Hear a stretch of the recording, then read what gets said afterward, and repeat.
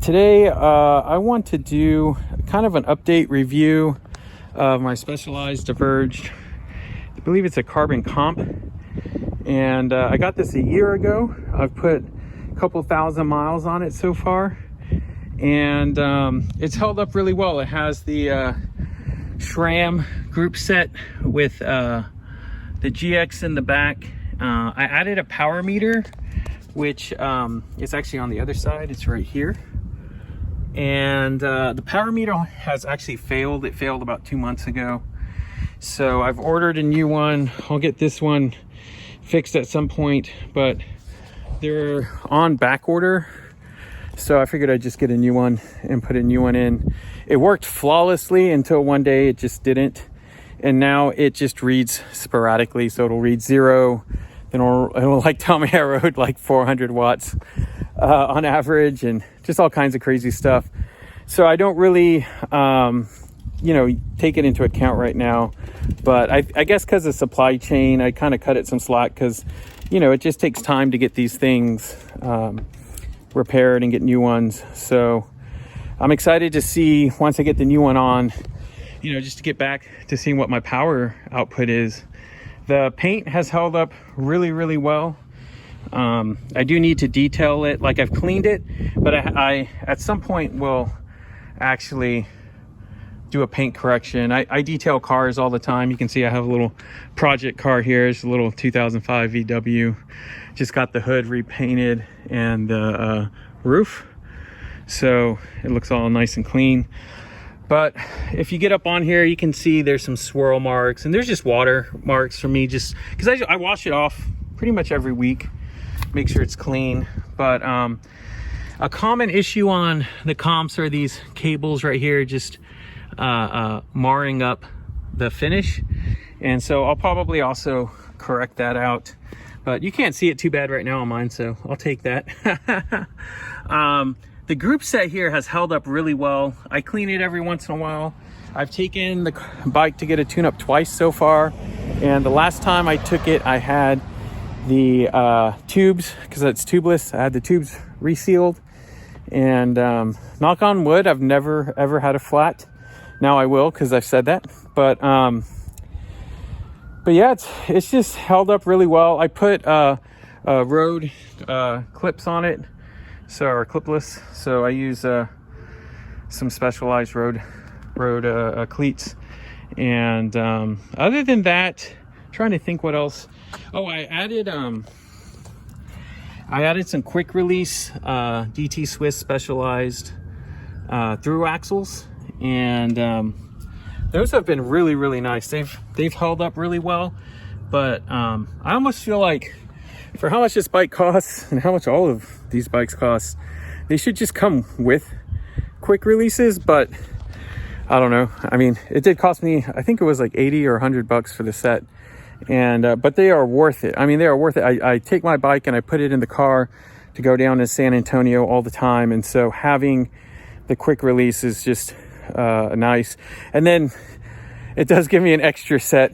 Well, I don't lose them anymore, because I used to lose them because I'd have to find the key and do all the stuff, because I don't know, maybe it's because I have ADHD or something, or ADD or whatever it is. But yeah, the quick release is just, if you don't have quick releases and you move your bike around, if your bike is just in the same place all the time, I guess I wouldn't really worry about it. But if you move your bike around at all and have to take it off on the regular, like, quick releases were a game changer. The e-shifting has worked really, really well. The little cover here and the battery, I charge it probably every 2 to 4 months. Really, I haven't had to charge it all that often. Mainly, I'll be taking all my lights and GPS off, and I'll just be like, I might as well charge it, so I'll throw it on. And as of right now, I have not had to replace the shifter batteries in the grips. I have not had to replace those batteries. And then the handlebars have held up great. I really like this wrap. There's a special name for it. Every time I see someone that rides, they're always like, this is some special new grip, and we really like it. Or I don't know if it's new, but it's being used, and I've really enjoyed it. I came from a Cannondale CAD 10 crit bike, and that thing was intense. But if I just walk over here and show you like just what's on the street, you'll see that having a gravel bike in a small rural town is really nice. This is not in any way even road, and this is how pretty much all the roads that I drive on are. I mean, they're just really rough, and so it was cool riding the crit bike. I was faster on it. Sometimes I wish I had a little more gear on this, and I could change that, but really this is just so much more comfortable with the shock and the setting, which I usually just have it locked out, because I could be wrong. Y'all leave in the comments. But I think because I'm so big, that shock, it's like, unless it's locked out, is just going to always just go all the way down. And so I keep it locked out, which means that it's got to be a pretty firm bump for it to go down, and it goes down on the regular. So yeah, and then the seat flex, the carbon seat post has really held up and has provided a nice body suspension for me as I kind of ride this thing all over. I typically here, I'm in College Station right now, Bryan area in Texas. I ride 10 to 20 miles is at most. I just haven't really gotten into riding here far distances. In San Antonio, where I am on the weekends, I'm comfortable riding 20 to 40 miles at a time.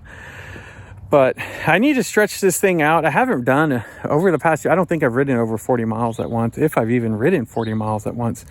So that's something I look forward to doing. I just need more time. But yeah, I just thought I would check in. I'm trying to think if there was anything else.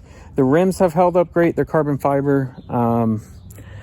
The body holds up really well, or the frame, I should say. There's really no modifications in the future other than to just maintain it and get the power meter fixed. At some point, it would be cool to try like some power meter clips. If y'all have any recommendations, also put that in the comments, because I am going to get some other bikes. I even have another bike on order right now, but it's not supposed to get here till like December 2023, because that's how far out they are on bikes right now. So yeah, hope y'all enjoyed this update. Hope y'all are getting to go out and ride. I ride almost every day, so while I'm not doing huge I mean, I have friends that are riding like 50 miles at a time to 100 miles at a time and doing that multiple times a week, and I just don't have the time for that. But I do have time to ride for 40 minutes to an hour each day, and so I just try and get that in as much as possible. I do put this on a trainer. I have the gear set, same gear set for it, on a Wahoo Kicker R, and it's been great. I really enjoy it. I do a lot of hill mountain climbs on that setup just because I have the gearing for it. Yeah, so hope y'all enjoyed this, and hope you're having a good day.